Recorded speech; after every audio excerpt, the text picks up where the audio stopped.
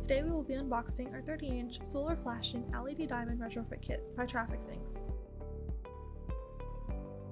First out of the box is a small bag that contains the smaller pieces of the kit. 1 tube of waterproof silicone grease, 4 screws, 8 washers, or nuts for mounting the kit onto your traffic sign alongside the adhesive backing that is located on each light bar, and 4 corner pieces used to connect the light bars together. Next are the 4 light bars, one of which has a stainless steel connector cable that attaches to the control box.